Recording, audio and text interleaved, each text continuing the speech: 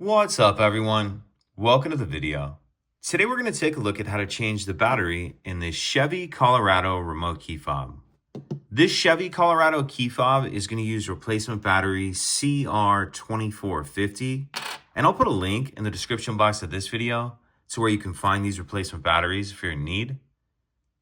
So the first thing I'm going to do is grab my key fob and remove the emergency key that's on the bottom of it.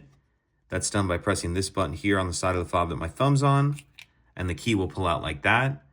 Now if I hold my key fob with the buttons facing down, I'm going to take this key and use it to pry up on this back cover. So taking a look at the bottom of the key fob, you can see there's this notch right here that I'm touching with the end of the key. What I'm going to do is take my key and put it all the way in that notch, and then as I'm pushing in, I'm going to pry up like this. So put the key in the notch, make sure you're pushing it in, then pry up. As I do that, you can see it pops this back cover up. Pull the back cover off and we see our battery right here. Use your key in one of these two notches to get under the edge of the battery and get it out of the battery holder. Then I'll grab my new replacement battery, and you want to make sure that you're installing your new battery with the plus side up, positive side up.